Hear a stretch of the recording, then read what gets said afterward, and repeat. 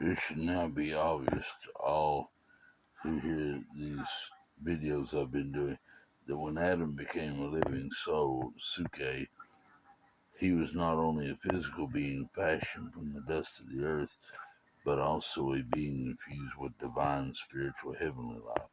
Man is a divine being breathed into by God Himself. He is of infinite value, for he possesses a part of the divine Himself. But there is another significant expression in the Genesis record that we do not want to miss. And God breathed into his nostrils the breath of life. The word life is in the Hebrew plural, literally lives, the breath of lives. The moment we understand that man in the beginning was created a spiritual man or race, both male and female, and that male and female is the image, the express image of God, then we can understand for the first time the nature of the lives that God breathed into the earthen form. When he that when he that hears this can grasp the truth that God bears within himself both the characteristics of male and female, of father and mother, then he can better understand the divine words spoken in the beginning.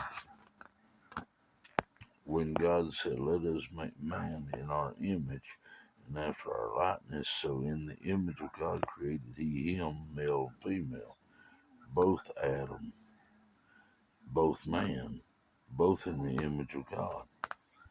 Those who hear this should meditate deeply upon the wonder of man's primordial glory, male and female, set together in splendor over the works of God's hands. All creation being set in order, one was needed to take the headship to bring the authority and blessing of God's kingdom over all things.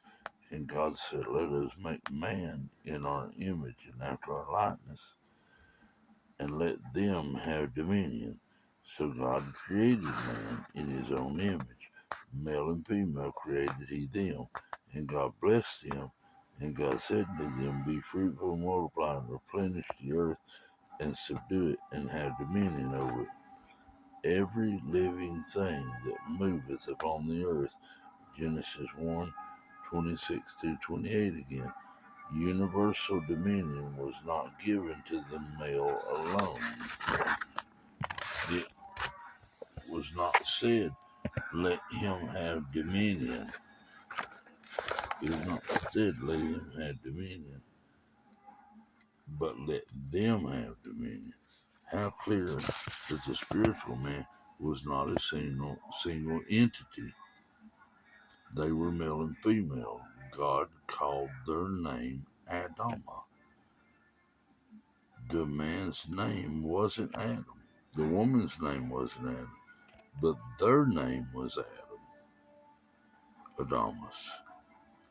They were more than one, and their male and female were ordained to be fruitful and multiply and populate the earth realm.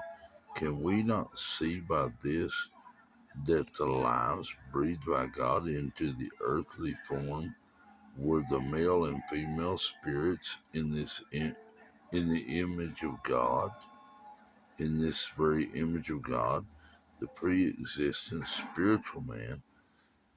And is not this the mystery that Moses and Aaron understood when they fell upon their faces and cried to the Lord, saying, "O God, the God of the spirits of all flesh"?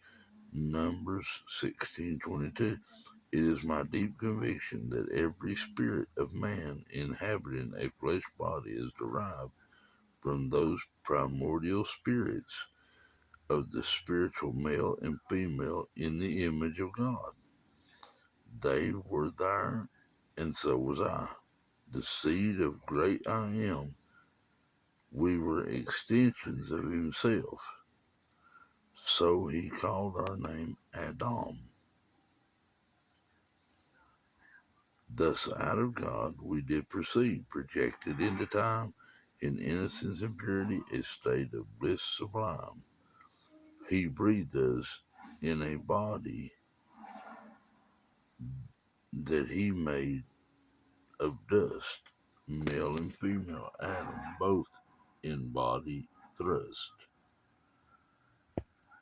Thus the spiritual man, family of man, male and female, was lowered into the clay form of the earth man. The first image of God was concealed or veiled in the flesh, or the humanity of the second man. I think that the spiritual man, the spiritual image of God, has been in man all the time, but concealed or veiled by the fleshly man and his testimony. Our spirits were with God in the beginning of the creation, long before we existed in this form of dust or of flesh and blood. We were with the Father. To those who can receive it, there is a blessed and divine answer in the New Testament to the questions put by the Almighty to Job in that long ago. Where wast thou when I laid the foundation of the earth, when the morning stars sang together and the sons of God shouted for joy?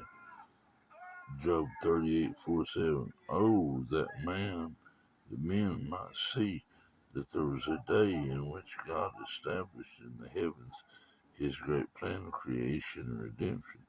In that moment of the earthly councils of the Elohim, there erupted such a harmonious symphony of rejoicing and praise. In the morning, stars formed a beautiful celestial choir which broke forth in a rhapsody of song, while all the sons of God filled the unlimited vastnesses of infinity with their souls of joy and expectation, as they with wonder beheld the end of Father's glorious plan. Oh, hallelujah. There is a chord far away in the depths of my spirit today that still vibrates to the wondrous shout of joy. There is no doubt whatsoever in my mind, beloved, that in that long forgotten past we were there with him in spirit, and there is an inward sense of assurance that much of the truth we now possess was known to our spirits since that early beginning. The call to sonship was placed within our spirits at that time, for the scriptures with divine certainly testifies that it was those whom the Father foreknew that he also predestinated to be conformed into the image of his Son, Romans 8:29, according as he had chosen us in him before the foundation of the world, that we should be holy and without blame before him in love, having predestinated us unto the adoption of sons by Jesus Christ to himself. Ephesians 1:4-5.